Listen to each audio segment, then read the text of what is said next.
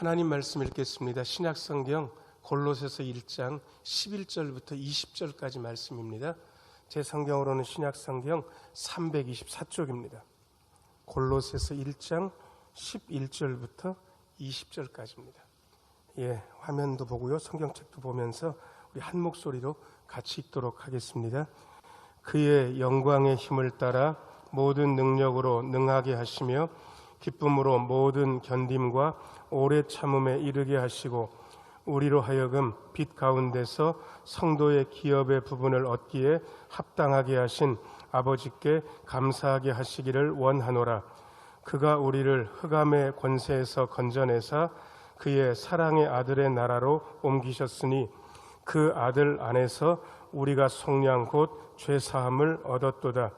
그는 보이지 아니하는 하나님의 형상이시요 모든 피조물보다 먼저 나신 이시니 만물이 그에게서 창조되되 하늘과 땅에서 보이는 것들과 보이지 않는 것들과 혹은 왕권들이나 주권들이나 통치자들이나 권세들이나 만물이 다 그로 말미암고 그를 위하여 창조되었고 또한 그가 만물보다 먼저 계시고 만물이 그 안에 함께 섰느니라.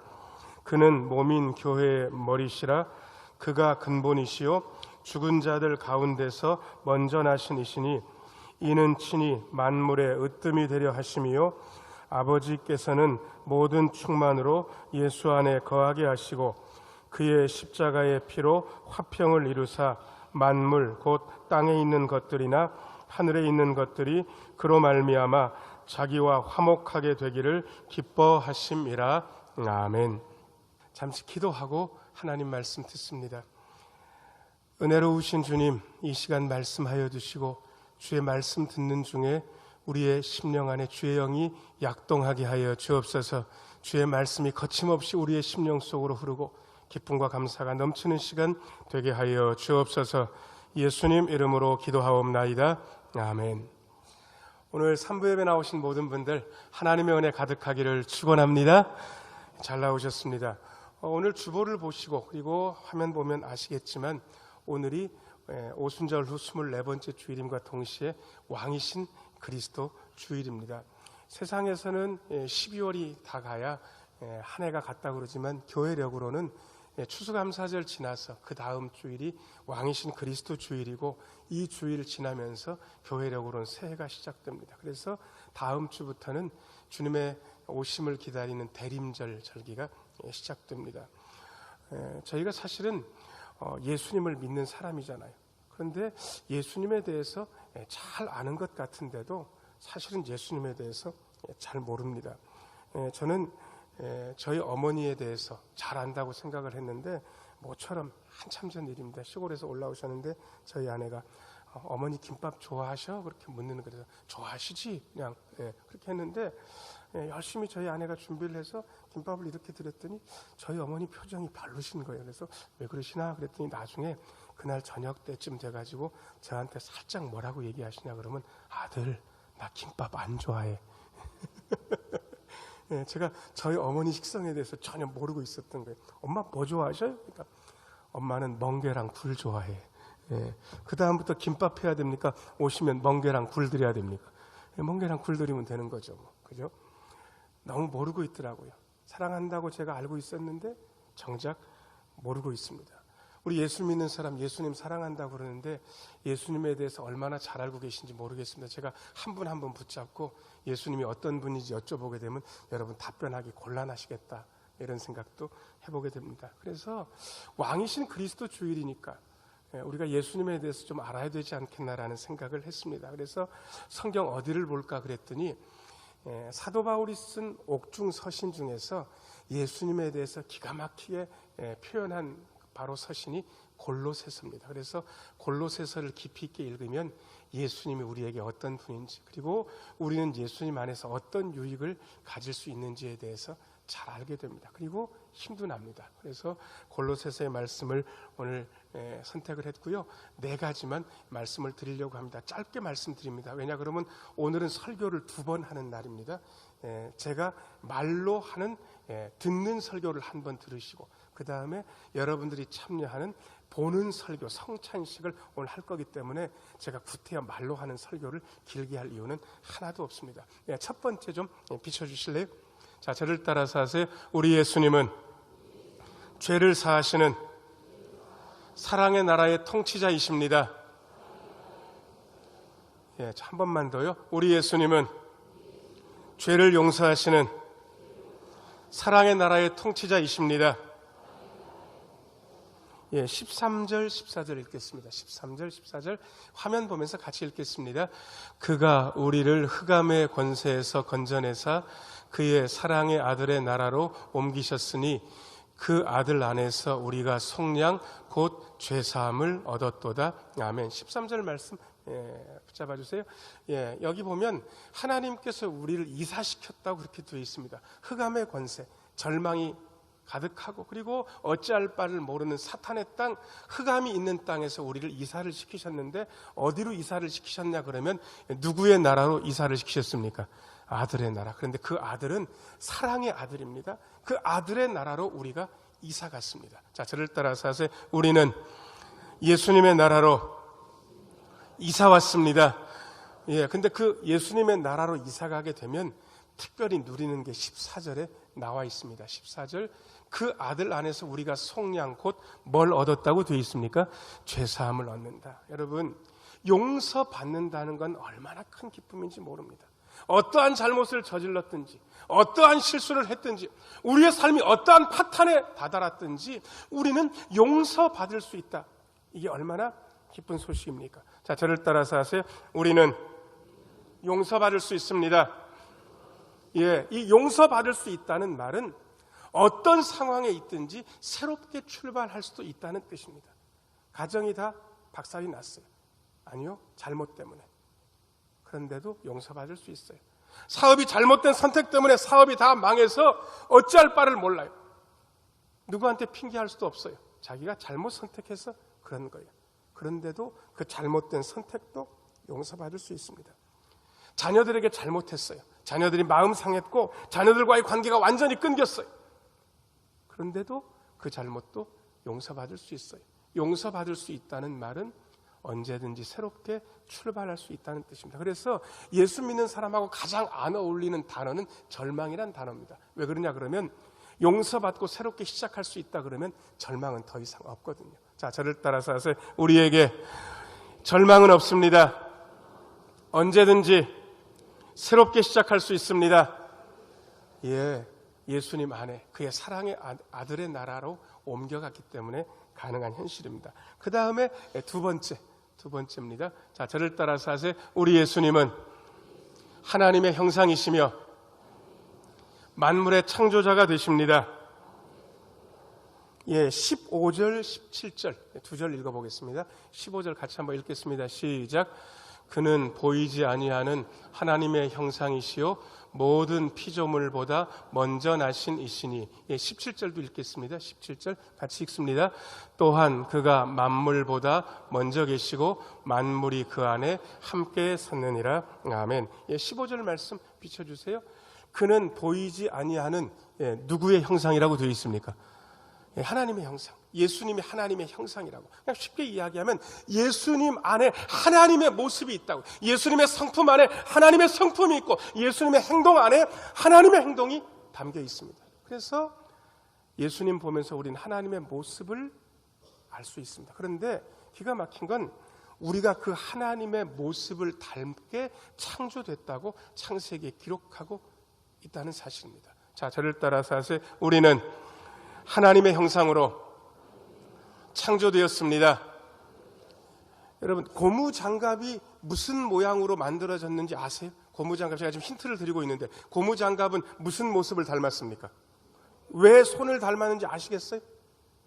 고무장갑 안에 뭘 넣어야 되니까?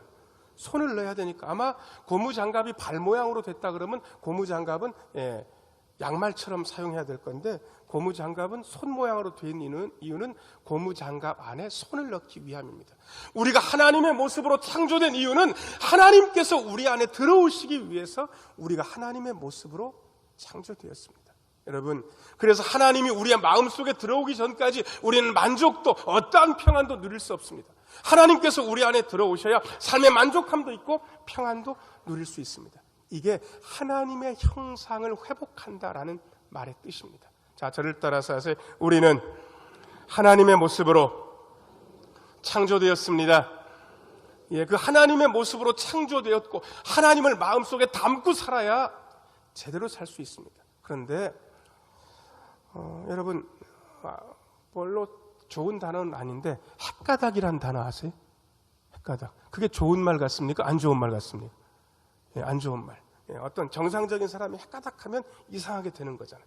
예수를 믿고 정상적으로 믿음 생활해야 되는데 이분이 열받았어. 그래서 헷가닥했어요. 자신이 하나님의 모습으로 지어졌다는 사실을 잊어버렸어요. 그래서 말도 함부로 하고 욕도 하고 싸우기도 하고 제정신 아닌 거예요. 이분이 너무 힘들어서 재정적인 위기 때문에 재정적인 위기에 골몰하다 보니까 하나님이 사람이면 해서는 안 되는 일, 하나님을 닮은 사람이 해서는 안 되는 재정적인 사고를 쳤어요. 여러분, 왜요? 하나님의 형상인 것을 잃어버렸습니다. 예수 믿는 사람이라고 언제나 온전하지 않습니다. 때때로 예수 믿는 사람도, 죄송합니다, 이런 표현 써서 헷가닥해서 하나님의 형상인 것을 잊어버리고 사고도 치고 잘못된 일도 합니다. 그러나 예수 믿는 사람이라면 언제나 하나님의 형상을 회복할 수도 있습니다. 예수님 안에서 말입니다. 자, 저를 따라서 하세요. 우리는 예수님 안에서 하나님의 모습을 회복할 수 있습니다. 제가 왼쪽 끝부터 오른쪽까지 3층에 계신 분들까지 다 봐도요, 마음속에 하나님의 형상이 새겨진 분들입니다. 그래서 이거를 사실은 본인이 인정하는 것도 중요하지만 옆에서 좀 일러줘야 되거든요. 옆에 있는 분들한테 그대 속에 하나님의 형상이 있어요. 한번 해보겠습니다. 자, 시작. 그대 속에 하나님 형상이 있어요. 여러분, 고백해줘야 되는 거예요. 아니, 나이 많은 장로님, 권사님, 집사님이라 상관없다니까요.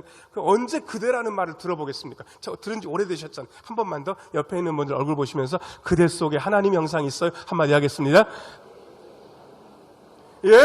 여러분들 속에 하나님 형상이 있습니다. 그거 잊지 말라고. 저는 사실은 저도 이 소리를 듣고 싶은데 다른 분들한테 듣고 싶은 생각이 없고 여러분들한테는 제가 그대 속에 하나님 형상이 있어요. 이 말을 꼭 듣고 싶거든요. 제가 2번도 안 말할 테니까 저를 보고 목사님이라고 하지 말고 그대 속에 하나님 있어요. 딱 한 번만 좀 부탁드릴게요. 자, 시작. 감사합니다. 여러분들 속에도 하나님 형상 있습니다. 그 하나님의 형상을 잃어버리고 살다가 때때로 어느 순간에 우리가 하나님의 형상을 회복하냐 그러면 딱 그 순간입니다. 제가 일러드릴게요. 자, 저를 따라서 하세요. 주여, 예수님, 아버지, 하나님, 우리가 삶의 고달픔과 어려움 속에서 어느 순간에 탄식하는 순간들이 있습니다. 아버지, 하나님, 주여, 주님, 그 순간이 우리의 마음속에 하나님의 형상이 회복되는 순간입니다. 딱 그 순간 내가 어떤 사람인지, 내가 어떻게 살아야 될 존재인지, 나는 누구의 모습 가지고 살아야 될 존재인지 그 순간에 깨닫습니다. 예수님 안에서 우리는 하나님의 형상을 회복할 수 있습니다. 왜요? 예수님께서 하나님의 형상이시니까 그렇습니다. 자, 그 다음에 세 번째, 예수님이 어떤 분인지. 자, 저를 따라서 하세요. 예수님은 몸인 교회의 머리가 되십니다. 한 번만 더. 예수님은 우리 교회의 머리가 되십니다. 18절, 19절 말씀 읽어보겠습니다. 18절, 19절. 화면 보면서 같이 읽겠습니다. 시작. 그는 몸인 교회의 머리시라. 그가 근본이시요 죽은 자들 가운데서 먼저 나신 이시니 이는 친히 만물의 으뜸이 되려 하심이요 아버지께서는 모든 충만으로 예수 안에 거하게 하시고. 18절 말씀 비춰주세요. 그는 몸인 교회의 머리, 뭐라고 되어 있습니까? 머리. 예수님께서 교회의 머리가 되신다고요. 보통 머리 하게 되면 뇌만 생각하든지 아니면 눈썹 위에 있는 이마 이 부분만 생각하는데 그게 아닙니다. 이 두부, 머리 부분 전체를 머리라고 하는 겁니다. 여러분, 삶의 모든 감각기관, 인생의 모든 감각기관이 거의 머리에 있어야 된다는 걸 아시는지 모르겠습니다. 정 목사의 눈은 몸뚱이에 달려 있습니까? 머리에 달려 있습니까? 잘 모르세요? 잘 보고도 모르시겠어요? 그럼 다시 물을게요. 정 목사의 귀는 몸에 붙어 있습니까? 머리에 붙어 있습니까? 정 목사의 코는 몸에 뚫려 있습니까? 머리에 뚫려 있습니까? 머리에 뚫려 있어요.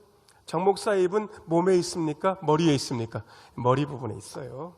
여러분, 우리는 예수님을 통해서 봅니다. 우리는 예수님을 통해서 듣습니다. 우리는 예수님을 통해서 아름다운 기쁨, 향기 나는 기쁨들을 냄새 맡을 수 있습니다. 우리는 예수님을 통해서 말도 하고 예수님 안에서 공급받습니다. 저는 입이 굉장히 중요하다는 생각을 여러 번 하게 됐습니다. 어느 날 제 몸뚱이를 걱정한 제 입이 파업을 했어요. 이 인간 줘봤자 몸만 망치니까 나 파업이다 그래가지고 입이 파업을 하게 되면 정 목사가 살겠습니까? 죽겠습니까? 죽는 거죠 뭐. 여러분, 예수님께서 우리의 머리라는 뜻은 예수님께서 우리의 삶에 필요한 모든 것을 공급하신다는 뜻입니다. 자, 저를 따라서 하세요. 예수님께서 우리의 공급자가 되십니다. 몸은 머리를 통해서 공급받습니다. 그래서 여러분, 아쉽고 힘들 때 예수님한테 달라고 하시면 좋겠습니다. 저는 사람한테 아쉬운 소리 할 땐 자존심이 엄청 상할 것 같지만 예수님한테 달라고 할 때는 자존심 상하지 않습니다. 100번이고 달라고 할 수 있습니다. 여러분들을 위해서, 저를 위해서. 아쉬운 소리 해도 괜찮으니까 우리의 공급자이신 예수님께 고개를 들고 한번 요청해 보겠습니다. 자, 저를 따라서 하세요. 예수님, 우리의 삶에 필요한 것들을 풍성하게 채워주세요. 넉넉하게 채워주세요. 자존심 상하십니까? 전혀 안 그러시죠. 예수님께서 우리의 공급자이시기 때문에 충분히 하실 수 있습니다. 예수님이 우리의 공급자가 되시는 우리의 머리가 되십니다. 자, 그 다음에 네 번째, 예수님이 어떤 분인가? 자, 저를 따라서 하세요. 우리 예수님은 만물을 하나님과 화목하게 하신 분입니다.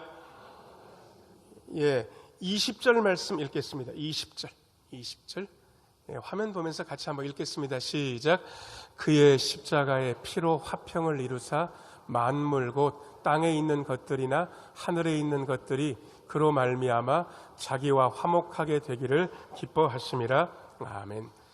여기 보면 화평을 이루사라는 말 앞에 그의 십자가에 뭐로 화평을 이루셨다고 되어 있습니까? 피로. 정상적인 상태에서 피는 흐르지 않습니다. 상처 입어야, 다쳐야 피가 흐르게 되어 있습니다. 예수님은 저의 죄, 여러분의 죄 때문에 상처 입으셨습니다. 다치셨습니다. 찢기셨습니다. 그래서 피를 흘리셨습니다. 그 피의 대가로 우리는 하나님과 화목하게 됐습니다. 예수 그리스도의 십자가의 피를 누림으로 우리는 새롭게 시작할 수도 있고 용서받을 수도 있었고 하나님과의 관계를 회복할 수도 있었습니다. 예수님은 그렇게 십자가를 지셨습니다. 과연 그런 예수님을 마음속에 모신 우리는 어떠한 마음 가지고 살아야 되는지 두 번 이야기할 필요도 없습니다. 자, 저를 따라서 하세요. 예수님의 십자가가 나의 십자가가 되게 하소서. 여러분 쉬운 얘기 아닐 겁니다. 그러나 예수님의 십자가의 은혜를 늘 깨닫는 분들은 예수님이 어떤 분인지를 생각하며 이렇게 살 수 있습니다. 사랑하는 여러분, 왕이신 그리스도, 죄를 사하시는 왕이신 그리스도, 하나님의 형상을 회복시키시는 왕이신 그리스도, 우리에게 공급자가 되시는 교회의 머리, 우리의 머리가 되시는 왕이신 예수 그리스도, 당신의 죽으심으로 만물을 하나님과 화목시키시는 왕이신 그리스도께서 제 안에, 여러분 안에, 우리 안에 계십니다. 그 왕이신 그리스도를 모시고 그리스도의 길을 따라 그리스도를 누리며 그리스도의 승리를 거두시는 우리 모두가 되기를 예수님의 이름으로 축원합니다. 기도하겠습니다.